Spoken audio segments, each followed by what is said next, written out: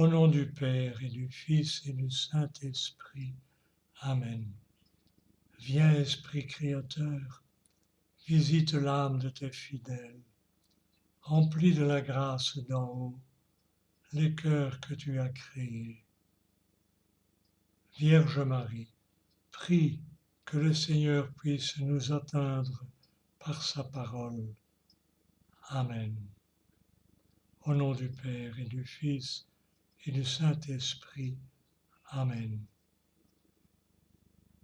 Nous écoutons le massacre des innocents. Le bref récit sur le massacre des innocents, qui suit celui sous la fuite en Égypte, Matthieu le conclut de nouveau par une parole prophétique, cette fois tirée du livre du prophète Jérémie. À Rama, une voix se fait entendre, une plainte amère. C'est Rachel qui pleure ses fils. Elle ne veut pas être consolée pour ses fils, car ils ne sont plus. Jérémie 31, 15. En Jérémie, ces paroles sont dans le contexte d'une prophétie caractérisée par l'espérance et par la joie, où le prophète, par des paroles pleines de confiance, annonce la restauration d'Israël. Il dit, « Celui qui dispersa Israël le rassemble, il le garde comme un pasteur son troupeau, car le Seigneur a racheté Jacob, il l'a délivré de la main d'un plus fort. » Jérémie 31, 10. Le chapitre tout entier appartient probablement à la première période de l'œuvre de Jérémie, quand d'une part le déclin du royaume assyrien et de l'autre la réforme cultuelle du roi Josias raniment l'espérance d'un rétablissement du royaume du Nord, Israël, qui avait reçu une forte empreinte des tribus de Joseph et de Benjamin, les fils de Rachel. Chez Jérémie, cependant, à la plainte de l'ancêtre, succède aussitôt une parole de consolation. Ainsi parle le Seigneur, cesse ta plainte, sèche tes yeux, car il est une compensation pour ta peine. Oracle du Seigneur. Ils vont revenir du pays ennemi.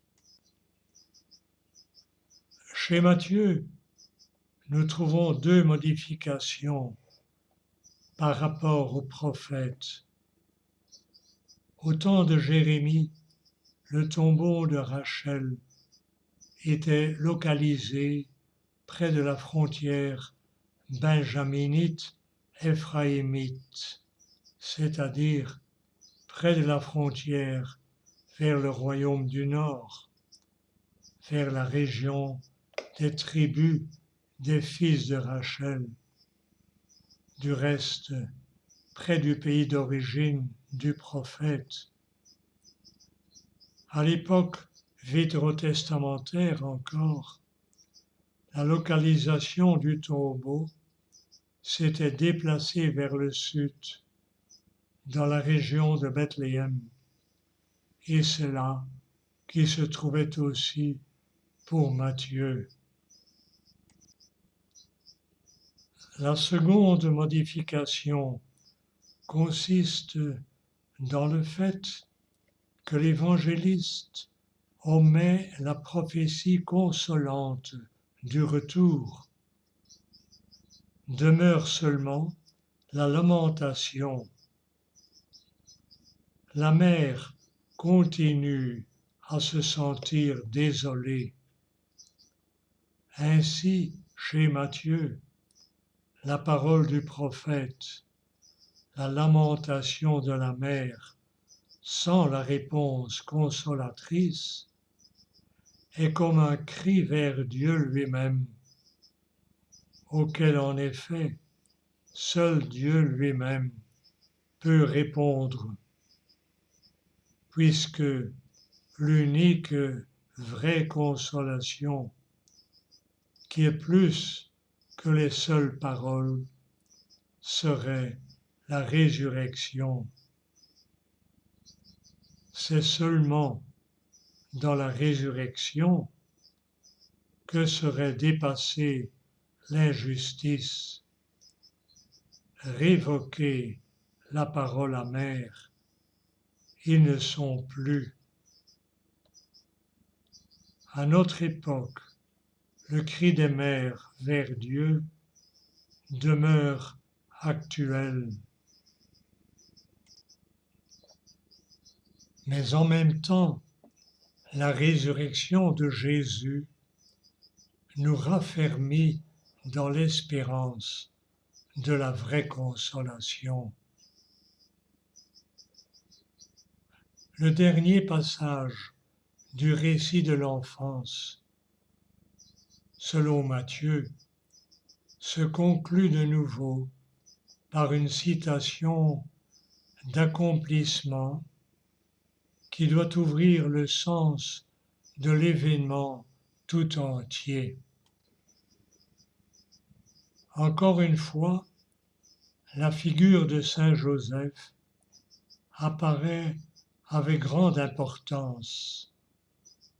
2 fois, il reçoit un ordre en songe, et de cette façon, il apparaît de nouveau comme celui qui écoute et qui est capable de discernement, comme celui qui est obéissant et en même temps résolu et judicieusement opérant.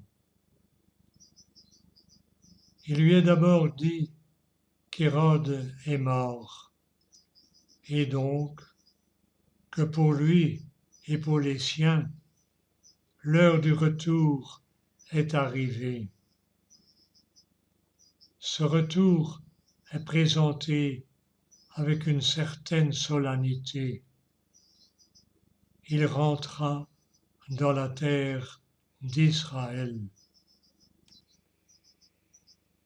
Mais aussitôt, il se voit également confronté à la situation tragique d'Israël en ce moment historique. Il vient à savoir qu'Archélaüs, le plus cruel des fils d'Hérode, règne en Judée.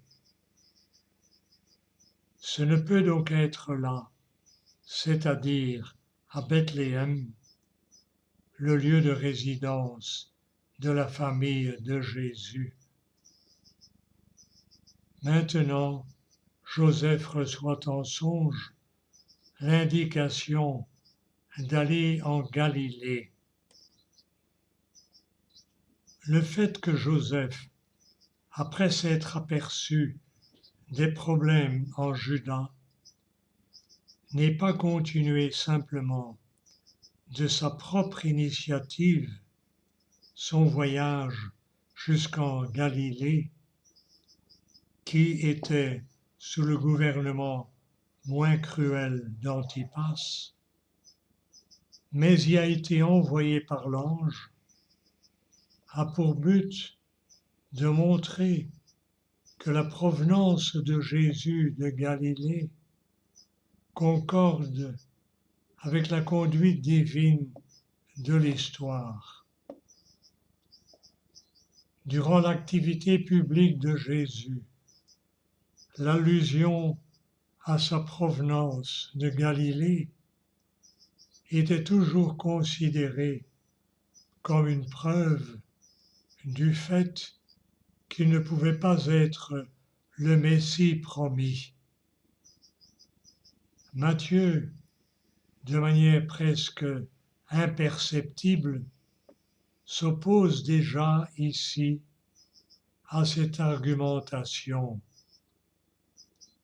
Il reprend ensuite le thème au commencement de l'activité publique de Jésus et démontre sur la base d'Ésaïe 8, 23 à 9, 2 que justement là aurait surgi la grande lumière, là où se trouve la terre des ténèbres, dans le royaume du Nord d'autrefois, dans la terre de Zabulon et de Nephtali.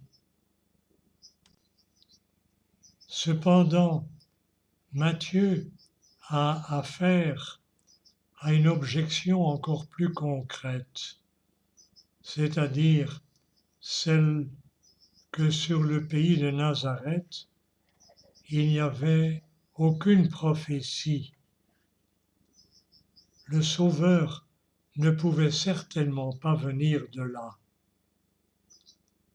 À cela, l'évangéliste réplique: Joseph vint s'établir dans une ville appelée Nazareth, pour que s'accomplît l'oracle des prophètes, il sera appelé Nazoréen.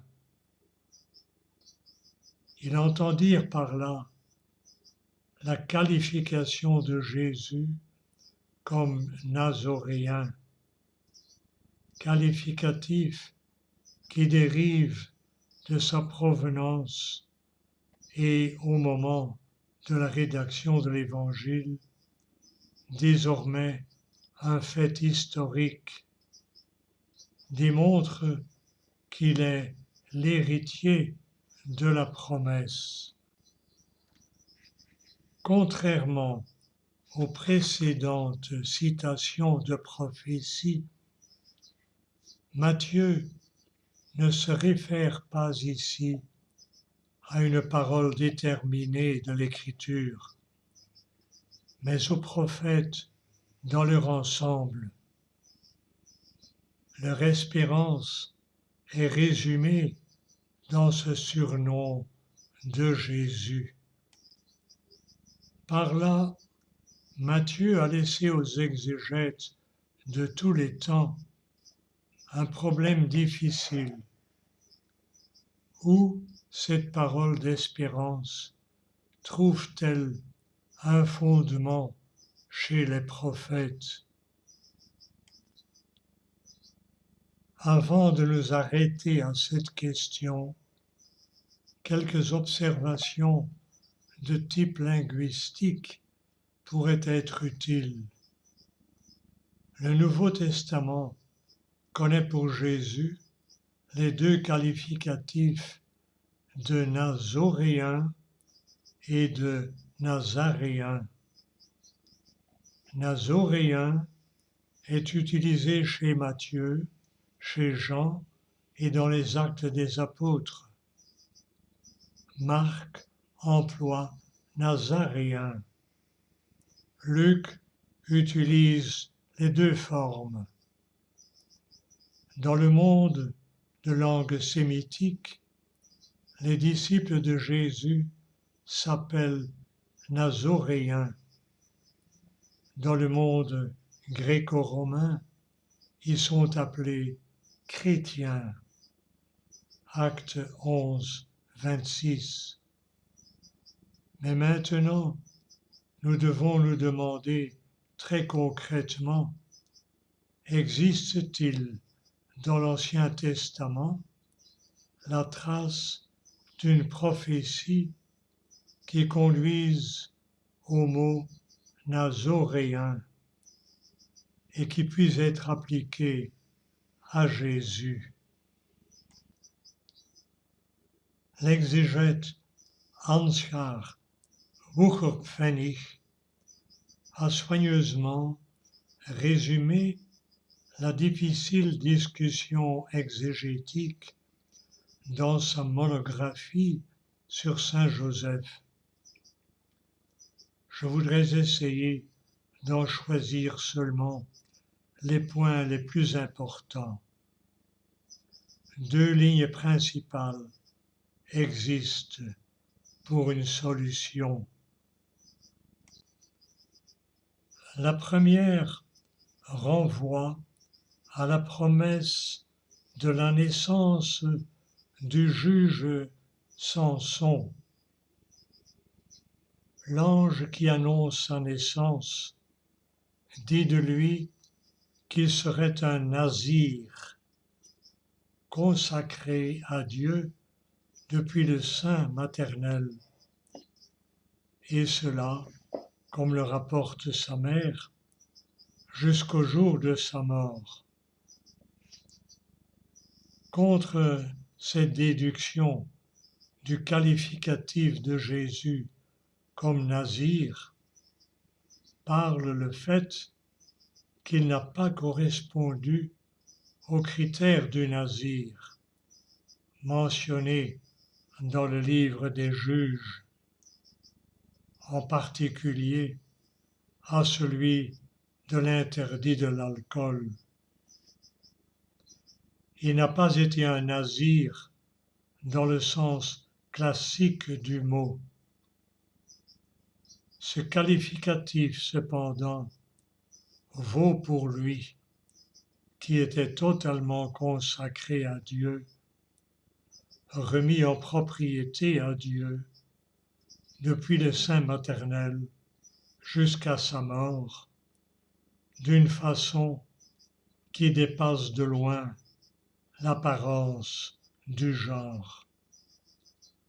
Si nous revenons à ce que Luc dit sur la présentation-consécration de Jésus, le premier-né, à Dieu dans le temple, ou si nous nous souvenons comment l'évangéliste Jean présente Jésus comme celui qui vient totalement du Père, vit de lui et est orienté vers lui, alors se rend visible avec une extraordinaire intensité comment Jésus a été vraiment un consacré à Dieu, du sein maternel jusqu'à la mort en croix.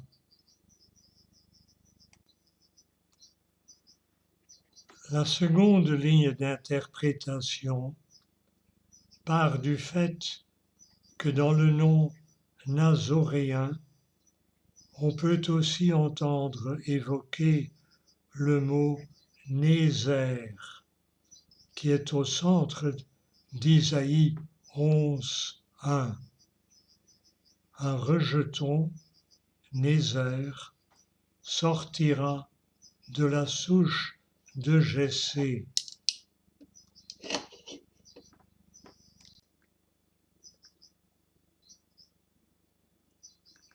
Cette parole prophétique est à lire dans le contexte de la trilogie messianique d'Isaïe 7, la jeune femme va enfanter,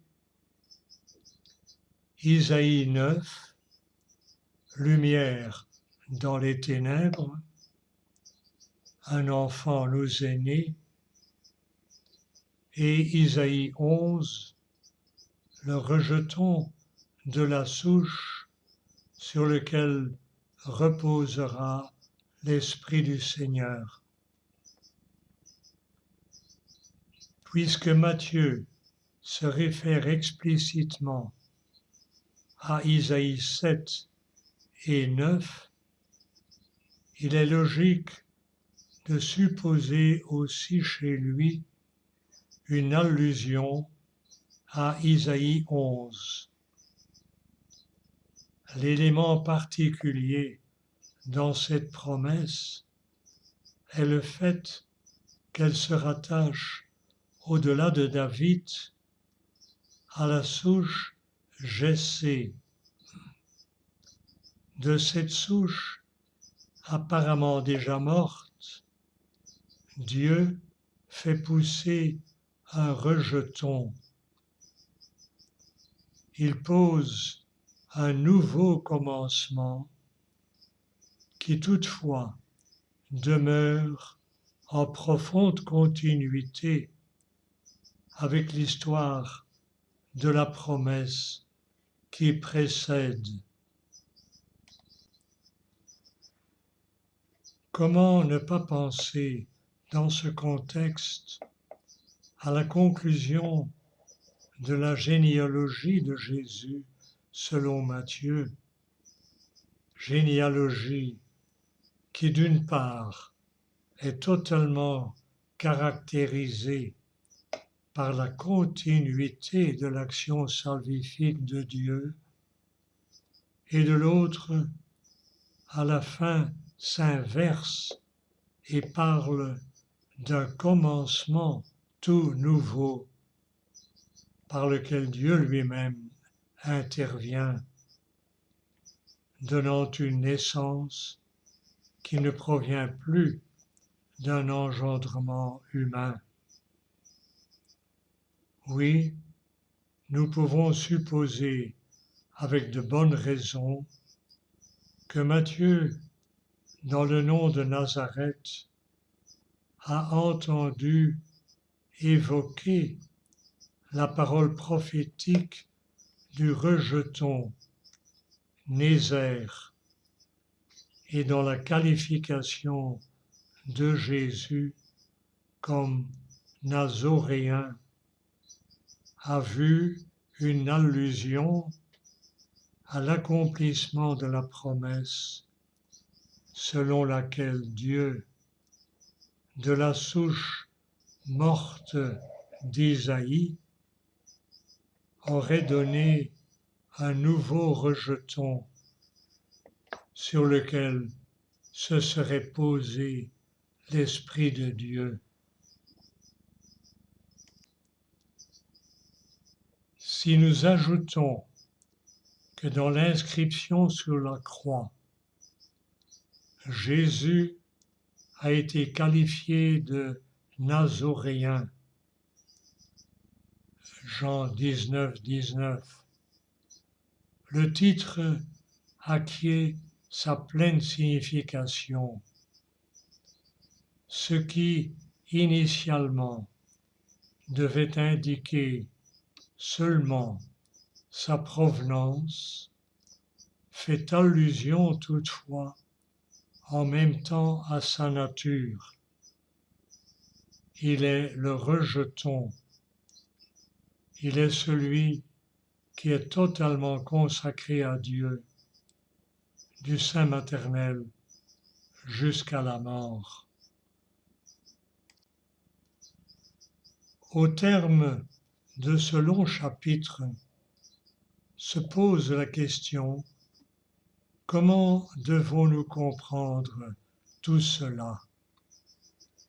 S'agit-il vraiment d'une histoire qui a eu lieu, ou est-ce seulement une méditation théologique exprimée sous forme d'histoire? À ce sujet, Jean Daniélou observe avec raison, à la différence du récit de l'Annonciation à Marie, l'adoration des mages ne touche aucun aspect essentiel pour la foi. Ce pourrait être une création de Matthieu, inspirée par une idée théologique. Dans ce cas, rien ne s'écroulerait.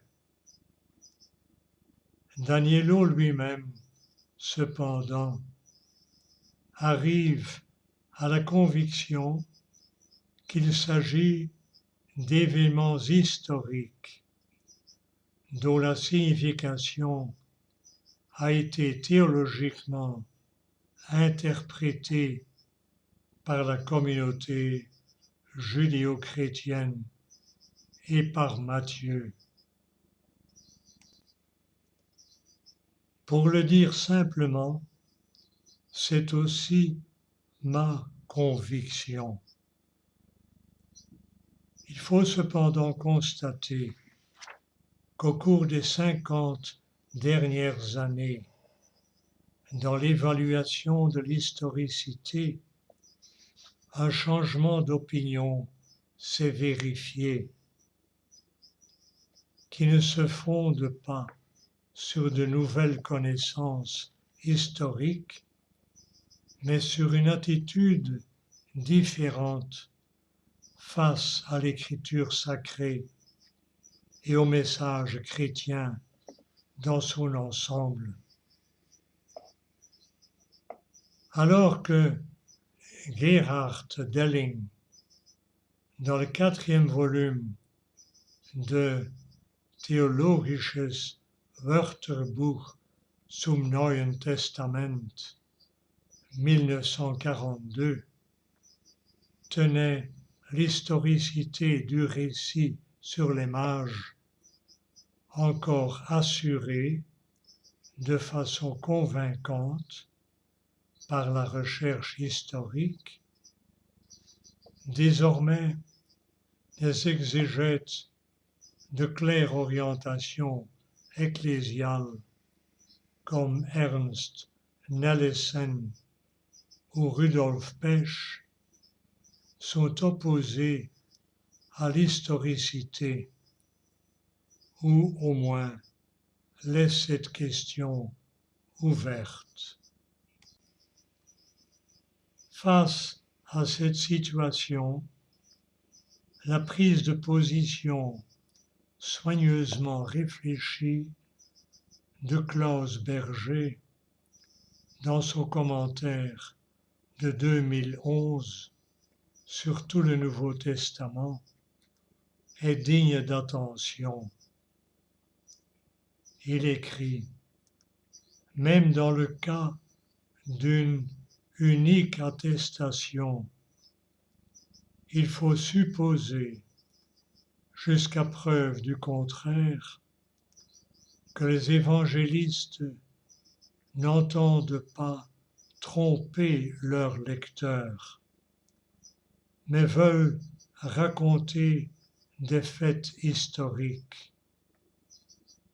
Contester par pur soupçon l'historicité de ce récit va au-delà de toute compétence imaginable d'historien.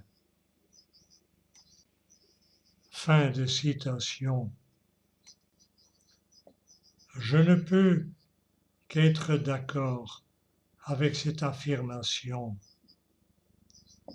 Les 2 chapitres du récit de l'enfance chez Matthieu ne sont pas une méditation exprimée sous forme d'histoire. Au contraire, Matthieu nous raconte la véritable histoire qui a été méditée et interprétée théologiquement, et ainsi il nous aide à comprendre plus profondément le mystère de Jésus. Fin du récit sur le massacre des innocents en Matthieu 2, 16 à 23. Prions encore. Jésus, Tu as été jusque sur la croix, le vrai Nazoréen, le vrai consacré et le vrai rejeton de la souche morte de Jessé. Ouvre pour nous une ère nouvelle. Amen. Au nom du Père et du Fils et du Saint-Esprit. Amen.